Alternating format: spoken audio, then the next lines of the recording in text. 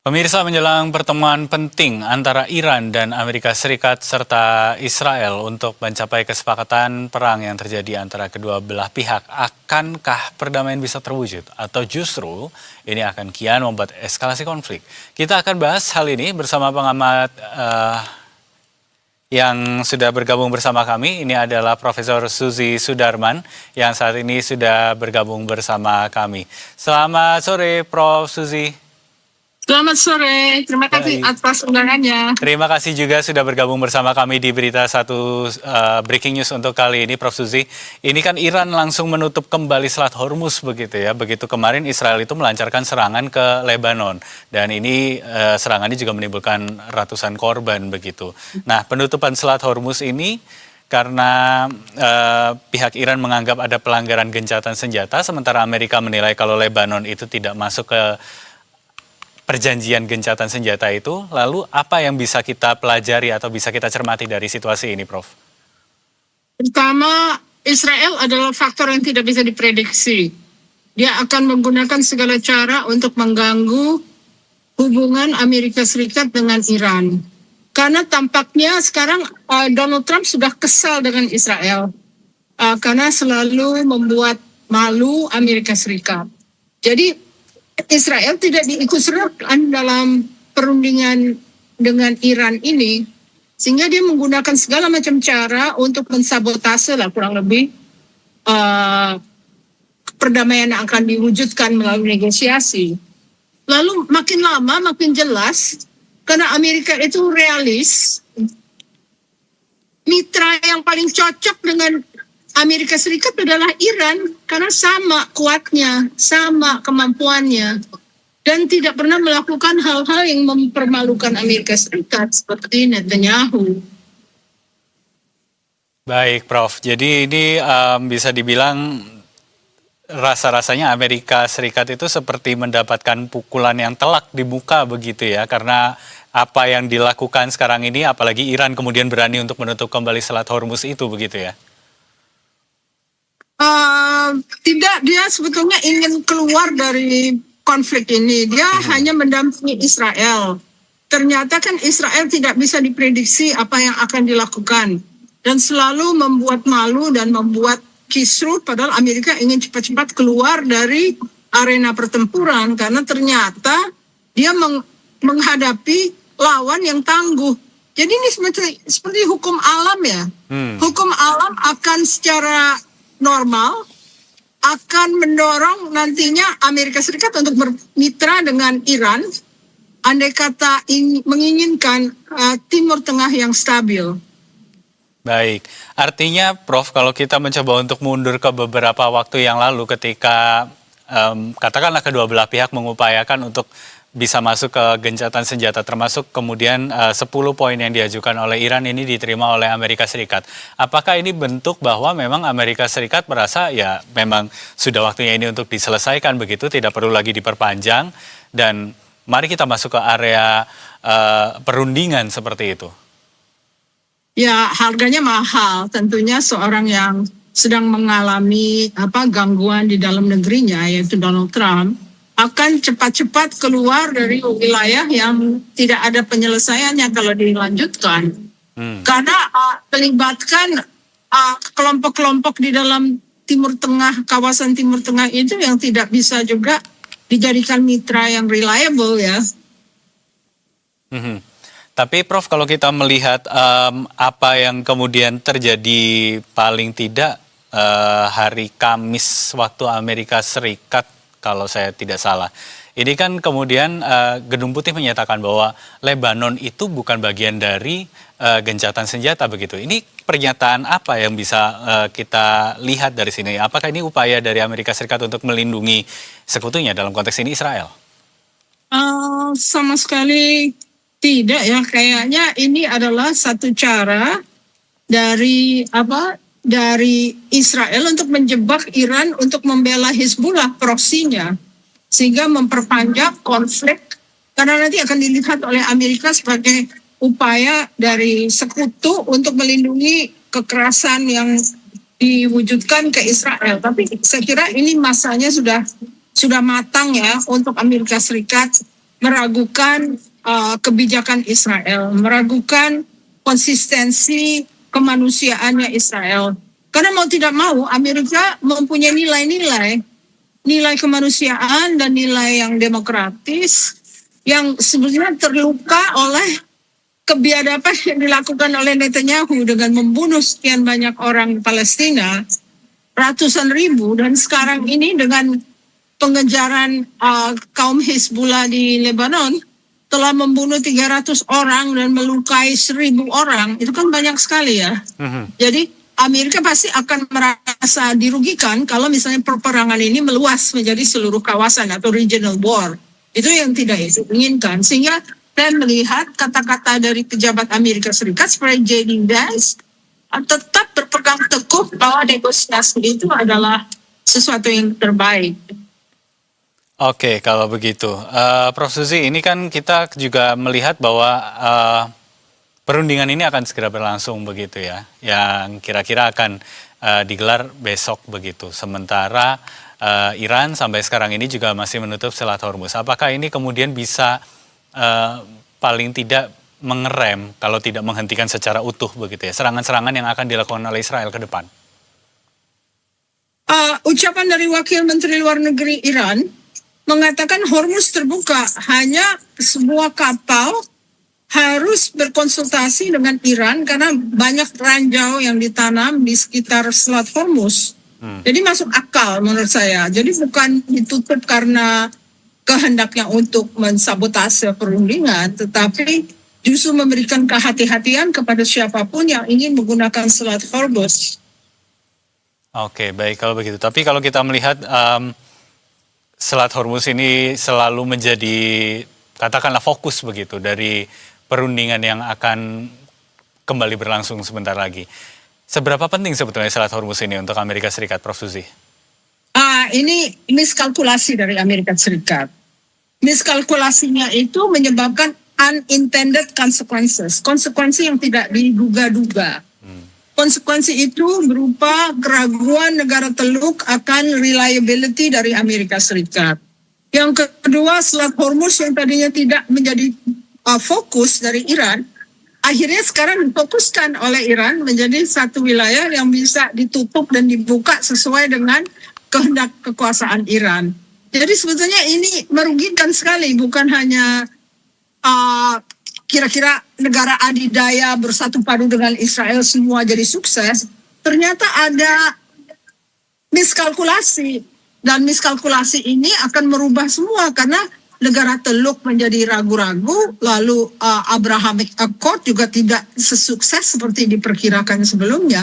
Karena semua ragu, apakah kalau beraliansi dengan Amerika Serikat, kalau negara Teluk dirudal oleh Iran, apakah Amerika Serikat akan membalasnya? Ternyata kan tidak. Malah pasukan-pasukan yang tidak terlindungi di pangkalan-pangkalan militer AS di negara Teluk harus keluar dari pangkalan tersebut untuk menginap di hotel karena tidak cukup security-nya untuk mereka tetap tinggal di pangkalan. Oke, jadi artinya dengan situasi yang ada sekarang ini malah justru memperkuat, katakanlah begitu ya, katakanlah memperkuat legitimasi Iran atas Selat Hormuz begitu, bukannya malah akhirnya Amerika yang bisa masuk ke sana. Betul, ini sebenarnya Amerika tidak membutuhkan Selat Hormuz karena dia punya cukup minyak. Hanya masalahnya kan ini masalah Israel. Kalau Israel dibiarkan bertempur sendiri, dia tidak controllable.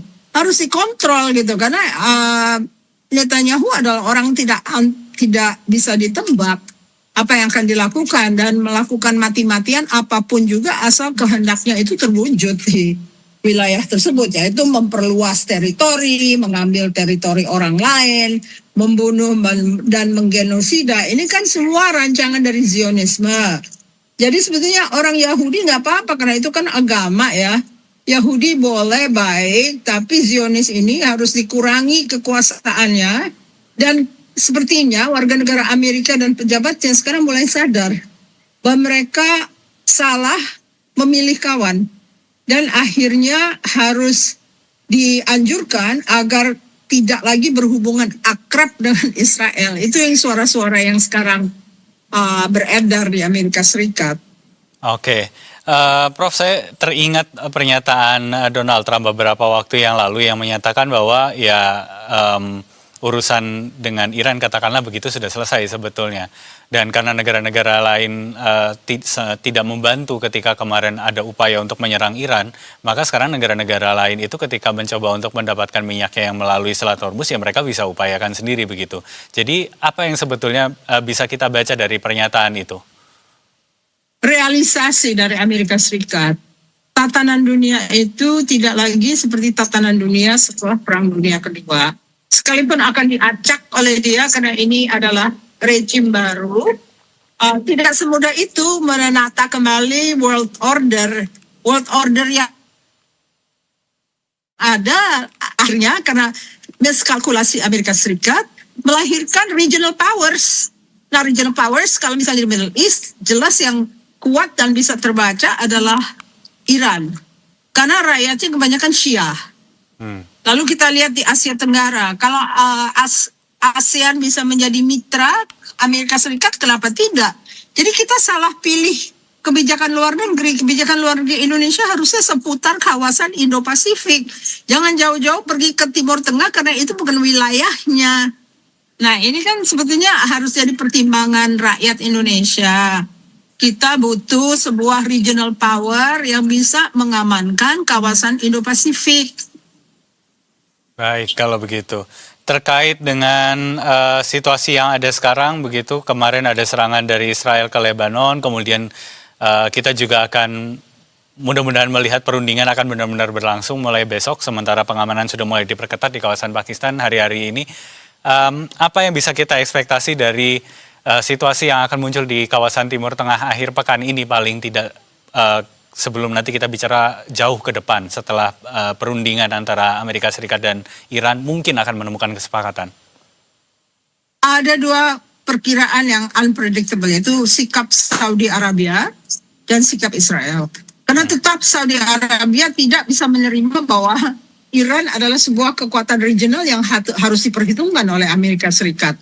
Jadi dia maunya Amerika Serikat tetap berpihak kepada Saudi Arabia dan Saudi Arabia yang mendorong peperangan ini sesungguhnya. Jadi ini adalah konflik lama antara kelompok Sunni melawan kelompok Syiah. Karena kebanyakan negara Teluk itu memang pimpinannya Sunni, tapi rakyatnya Syiah. Ada rasa kurang percaya diri sehingga lebih baik punya rasa kurang percaya diri. Ya, jadi ini antara dua Semitic clans ya. Dua-duanya Semit ya, Israel maupun Arab. Jadi mereka harus menyelesaikan permasalahan itu dan jangan menarik-narik adidaya masuk ke kawasan yang sebetulnya bisa diselesaikan secara persaudaraan. Karena mereka juga bersaudara kan sebetulnya. Hanya perbedaan agama itu adalah hasil evolusi alam. Jadi orang Old Hebrew atau darah Yahudi atau DNA Yahudi itu ya orang Arab yang jadi Islam, ada orang Arab yang jadi Kristen dan sebagainya. Karena sebenarnya DNA-nya ada di situ. Jadi yang datang sebagai Zionis itu sebenarnya orang Eropa Timur dan Khazar, keturunan Turki yang tadinya berkuasa di Rusia.